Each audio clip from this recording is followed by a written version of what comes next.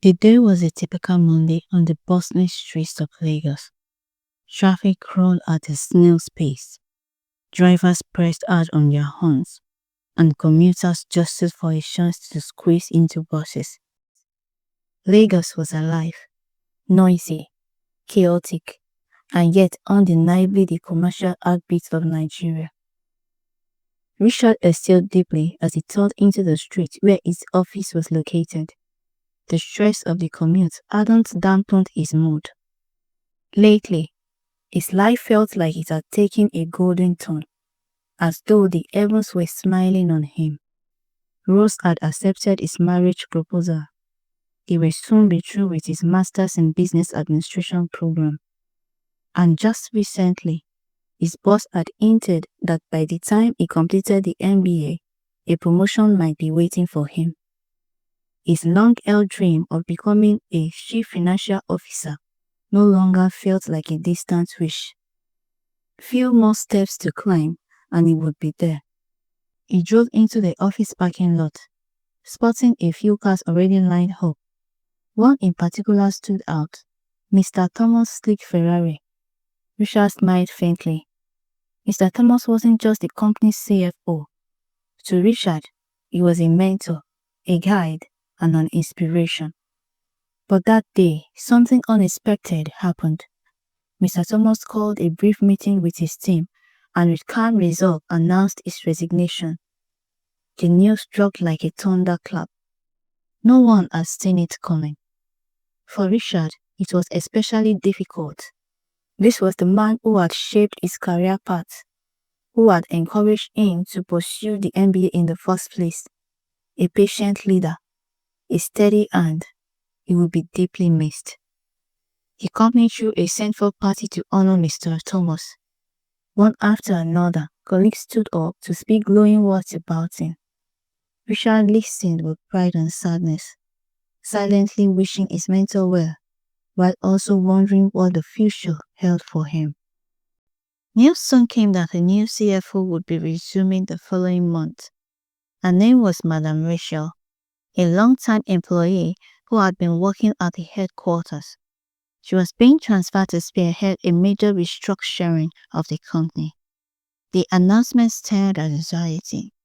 Rumors circulated that the restructuring would cost people their jobs. Those whose work could easily be replaced by artificial intelligence whispered their fears. Employees in low-profit units carried quiet panic in their eyes. But Richard remained unshaken. He was confident in his value to the company. More than that, he was slated to work closely with the incoming CFO during the transition. That in itself was an opportunity he could not ignore. At home, Richard settled into his couch and dialed Rose on a video call. Her face lit up on the screen, and instantly the tiredness of his day seemed to melt away. They chatted for a while. He asked about her snacks business, the new flavors she had been experimenting with, and in turn, he filled her in on the latest happenings at the office. Rose's smile faded a little as she tilted her head. "I hope this restructuring won't affect you, dear," she asked, a slight tremor of worry in her voice. Richard chuckled softly, shaking his head. "Not at all, Rose. I don't think anyone in finance will be affected." His tone carried a quiet confidence. "In fact, we are already understaffed, and you know that I'm one of their best hands. Plus, I'm on the team leading the transition. If anyone in finance gets affected, it will probably be those on the lower end." He leaned forward a little, his eyes twinkling. "You've heard that artificial intelligence is taking over some jobs, right?" "Yes," Rose nodded slowly, her voice soft. "Mostly jobs that are repetitive or things like data entry." "Exactly. So don't worry about me, my dear Rose," he said warmly, his voice lowering as if to reassure her soul. "I'm safe by God's grace." Her lips curved into a gentle smile. relief washing over her. I'll hold on to that. They slid into easier conversation again, talking about wedding plans, the guest list that kept growing, the musician Rose was considering, and even joking about who would cry first on the wedding day. Every word deepened the quiet bond between them, wrapping the call in a cocoon of love and shared dreams. When Madame Rachel finally resumed, Richard's admiration for her grew quickly. She was intelligent, articulate, and undeniably tech-savvy. She introduced tools and systems Richard had never even heard of, pushing the company into a new era. The restructuring was as stressful as everyone anticipated, and just as the rumors foretold, layoffs followed. People packed their desks with heavy hearts, victims of progress and efficiency. Yet, work pressed on. Richard soon received an important task directly from his new boss. He approached it with the confidence of experience and presented his report with pride. But to his surprise, she dismissed it. Not once, not twice, but repeatedly. A critic was pointed. The assumptions were weak. The drivers of his model faulty. Richard was stunned. This is how we've always done it here. Why is she making a problem out of it? He thought, frustration gnawing at him. Determined not to be defeated, he reworked the numbers, refined the details, and prepared to present it again the following Monday. But beyond the task itself, something else weighed on his mind. Something he had long waited to discuss with her. And he knew when Monday came, it would finally be time to speak. Monday arrived faster than Richard expected. The weekend had offered little rest. His mind had been consumed with formulas, assumptions, and endless revisions to the report. He wanted this presentation to be flawless, to finally win Madame Richard's approval. By mid-morning, he stood outside her office, report file in hand. He inhaled deeply, adjusted his tie, and knocked gently. "Come in," a voice rang out. Richard stepped inside. The office carried an air of authority. Luxurious furniture, neatly arranged files, a glowing laptop on the table, with graphs and dashboards dancing across the screen. And Richard sat behind the desk, glasses perched on her nose, scanning a document. Without looking up, she gestured for him to sit. "Good morning, Ma," Richard greeted, his tone respectful but steady. She finally raised her eyes, studying him briefly before nodding. "Good morning, Richard. Hope you had a nice weekend." "Yes, I did, Madame Rachel." "Great, how can I help you?" Richard glanced at his wristwatch. For 3 weeks, he had wrestled with the thoughts that brought him here.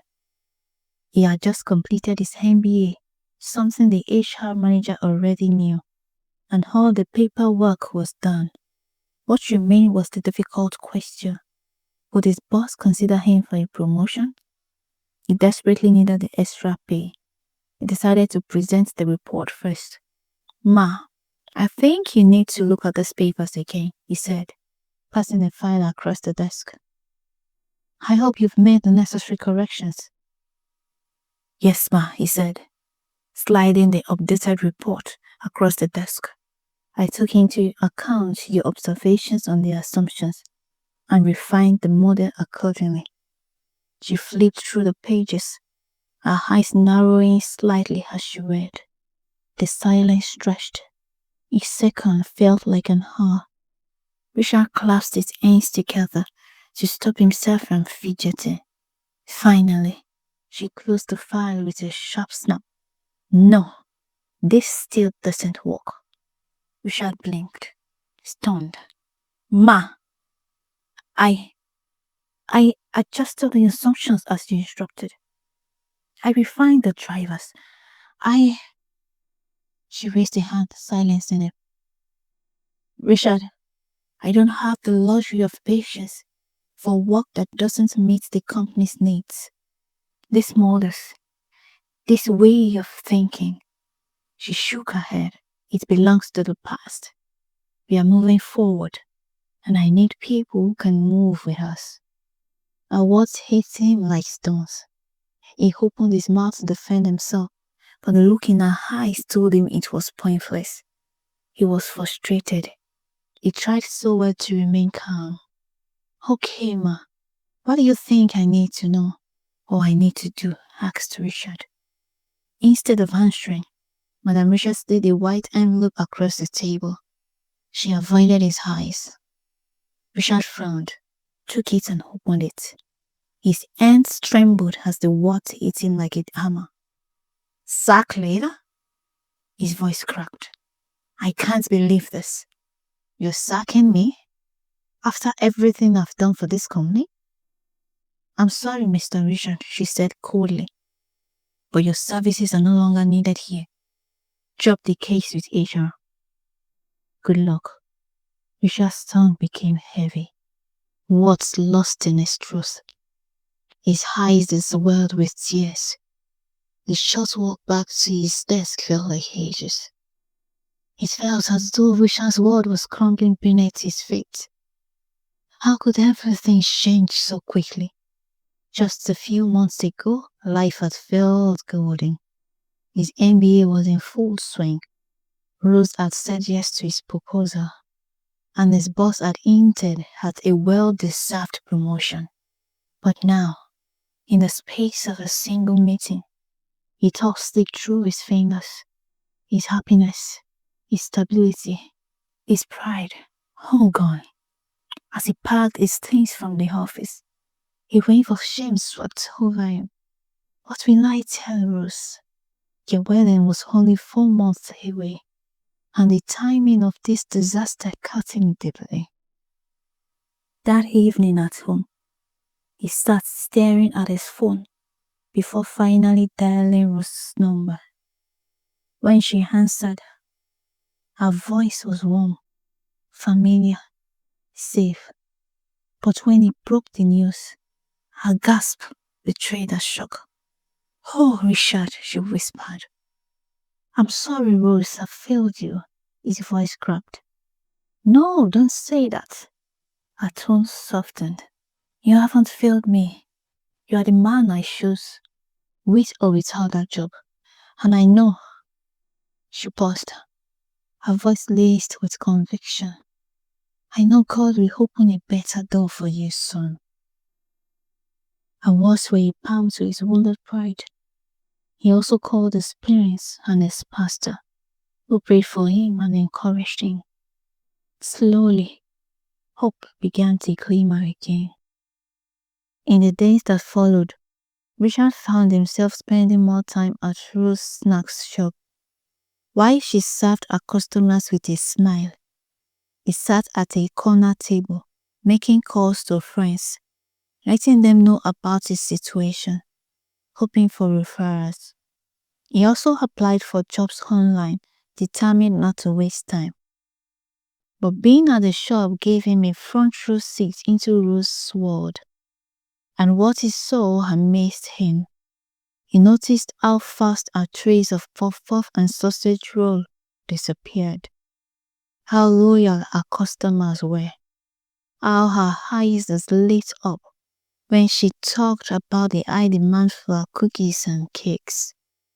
One evening, as they closed up, Richard leaned against the counter, watching her tie up a bag of chin-chin. Rose, he said, his lips curving into a smile. I didn't know this business was this promising. Honestly, I thought you were just doing it to keep yourself busy. She looked up at him, arching a brow playfully. Busy, huh? He chuckled, lifting his hands in surrender. I admit it, I underestimated you. But seeing all this, I'm impressed. Her smile blossomed. Thank you. This business is actually profitable. In food, there will always be customers, especially if your location is good. The problem is people want quality, but they don't want to pay much for it. And then food is perishable. If you don't sell in time, you lose. Richard moved closer, his eyes locked on hers. I get your point, Rose. Managing a business isn't easy, but you're already doing something extraordinary. Your snacks are top notch. Everyone keeps coming back for more. You just need a little push. Capital, better location, and systems to help you scale.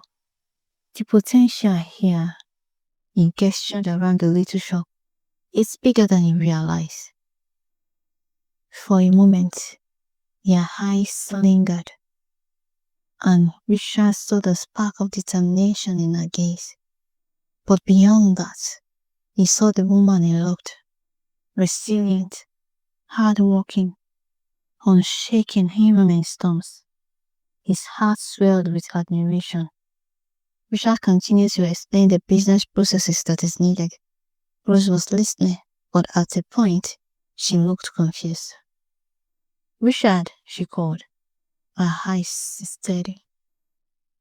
I know you see a lot of potential in the snacks business, but I don't understand half of what you've been saying. You know my background is science. I only know how to mix ingredients together. If you really want this business to grow, you will have to partner with me. I don't know much about systems, procurement, financials, or operations like you do. Richard exhaled slowly, running a hand through his ears as the weight of her words pressed on him. Partner with you? He repeated, almost as though testing how it sounded aloud. That's not a small thing, Rose. I'll have to think about that, he muttered. That night, Richard tossed and turned in bed. His thoughts clawed at him. He's willing to support his fiancée in any way he can, but partnering with her is a different ballgame. What if I pour in all my effort, time and resources and the business still fails? What if the profit never matches my expectations? How will we survive then? On the other hand, his job search had been fruitless. Weeks of sending out applications without even a single interview invite. His faith in everything was falling apart. In the darkness, he whispered a prayer. Lord Jesus, please help me. Show me what to do. Then exhaustion dragged him into uneasy sleep. Morning light crept through his curtains. Richard decided he wouldn't go to the snacks shop today. Instead, he would pray and double down on his job search. He opened his email and checked his inbox. 3 of the new messages were for his job applications. His heart quickened. Maybe this is the breakthrough he has been waiting for. But each subject line struck him down. You are overqualified for this role. We regret to inform you, we have decided to proceed with candidates with better prospects. Richard was sad. He had hoped and prayed that at least one of his applications would be successful. Tears streaked his face as he gazed towards the sky, as if pleading for mercy. He quickly wiped his face when he heard a knock. The knock persisted as Richard hurried to the door. Rose stood there, a soft smile on her lips. I stopped by on my way to the shop, she explained, to hear your decision. Richard looked past her for a moment, the sting of rejection still fresh in his heart. Yet, something inside him shifted. The rejection letter seemed to be the push he needed to give the snacks business a trial. 30 minutes later, he and Rose were on their way to the shop. At the shop, Richard cleared a table and spread a large piece of cardboard across it. With bold strokes, he wrote the business name in the center, Smooth Deli. From there, he drew 3 branches, labeling them Plan, Product, People. Under Plan, he listed mission, vision, goals. Under Product, categories, market research, product development, distribution channels. Under People, production, financial planning, marketing and sales, customer service. It was simple, but it gave his scattered thoughts a framework. I need to count the cost, he told himself. If I'm going to build, I must know what I have and what I need. For the next few hours, Richard scribbled, erased, and refined, adding details beneath each heading until the chart began to look like a living document. By the time he leaned back with a sigh, a wall clock read 2 p.m. He rolled up the chart, tucked it into a polythene bag, and headed toward the front of the shop where Rose was attending to a customer. When their eyes met, she smiled. He smiled back. Rose, he asked when the customer left, have you registered the business name yet? She shook her head. No. I thought I didn't need to. My business is still very small. Richard leaned on the counter. No business is too small to be registered. Registration does 3 big things for you: brand protection, credibility, and access to finance. The brand name is protected from being used by others. Customers trust you as a legit business, and you can also have access to loan or grants. Rose's eyes widened. Wow, that's a truckload of benefits. Do you think we can register it today? Of course. It's a simple process, and we can do it online. Let's just hope that the business name has not been taken. An hour later, relief washed over them as the system confirmed the name was available. Smooth Deli was officially theirs. It felt like the first step of many. Over the following days, Richard buried himself in research. He refined the chart, digging into market trends, product varieties, and industry gaps. By weekend, their first business plan was ready. But another conversation loomed. We have to invest in this business, Richard said one evening, laying the chart between them. If we want to scale and increase our income, we can't do it without proper capital. Rose nodded, her brows knit. The timing couldn't happen worse. Their wedding was only 3 months away, and every naira already seemed stretched. Taking a loan now was out of the question. He had applied for 2 grant opportunities, but the competition was stiff and the timelines uncertain. You should cut our wedding budget in half, Richard suggested. Use part of it for the business, then we can have a modest ceremony, just family and a few close friends. Rose froze, her lips parted, but words failed her. Finally, she managed to whisper, "Is that even possible?" "Richard, I've always imagined a big glamorous wedding. I can't even picture anything less. And my family, they'll never agree. You know I'm their first child. Please, let's just wait for the grant." Richard's brows furrowed. Why does the wedding itself seem more important than the marriage, he thought. He knew the job market wasn't promising, and he thought of entering marriage without a stable income weighed on him heavily. Rose shook her head again and again, as though to shut the thoughts out entirely. The gesture stung. Richard felt frustration rising, and before the words turned sharp, he left the shop in silence. That evening, Richard sat alone in his room, restless. He had believed he had found the solution, but now everything seemed uncertain. 80% of their wedding fund had come from him, the major part of his life savings, carefully built over 8 years of work. Using the money without Ruth's agreement would wound her deeply, and that was the last thing he wanted. He loved her too much to risk her trust. So he prayed. He poured out his confusion, his fear, and his longing before God.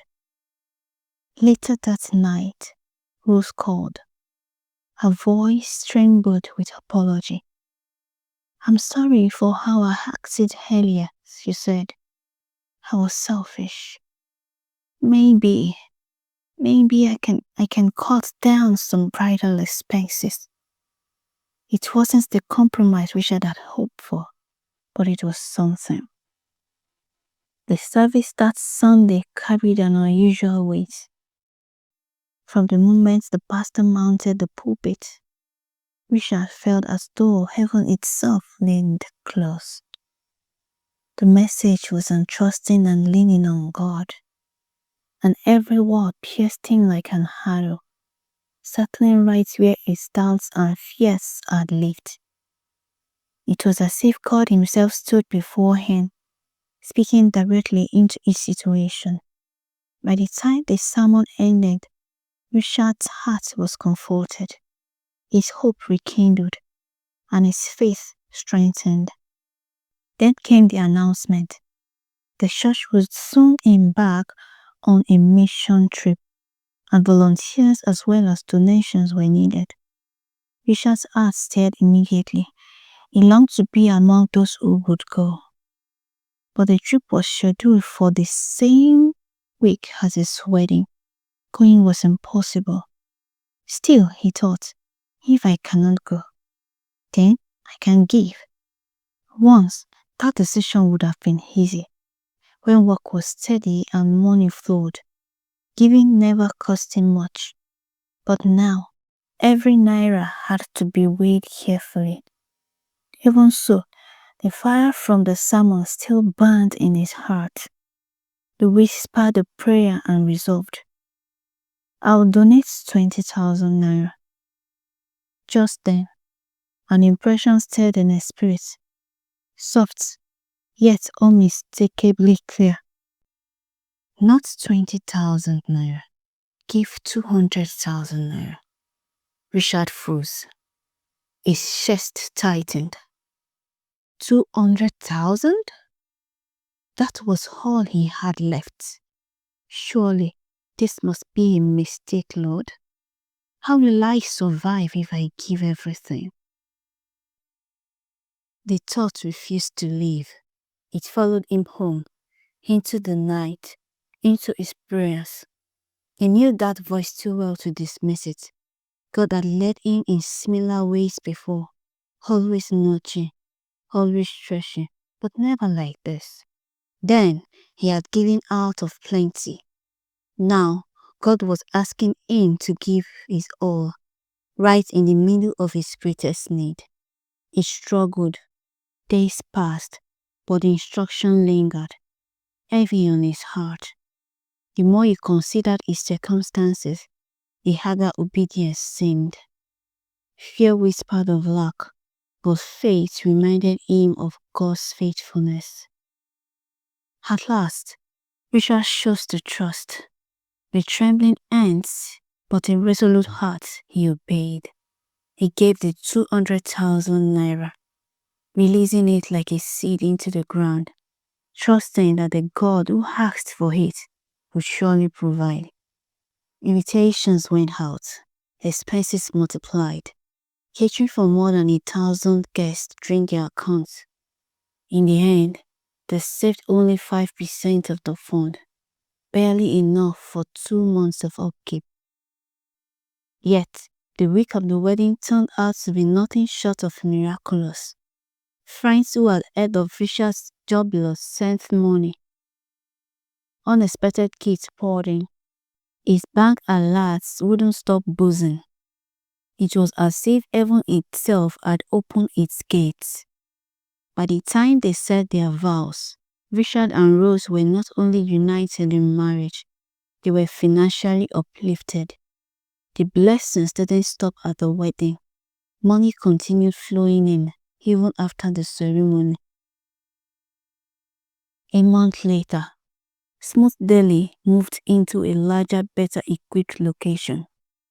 They had 12 employees, solid systems in place, and even secured their grants. Business was booming, and Rose was expecting their first child. Their brand became a household name, and opportunities flowed in from all directions, even from the multinational company that had once dismissed Richard. One morning, as Richard watched his team work in the busy kitchen, he felt his heart swell with gratitude. He thought back to the times of rejection emails, to the tears, to the prayers whispered in desperation. What once looked like failure was God's redirection, he realized. What I thought was loss was His way of leading me to purpose. I am here building a business that is bringing glory to God. Richard smiled, his heart full of gratitude. He couldn't have been more grateful for the path God had taken him through.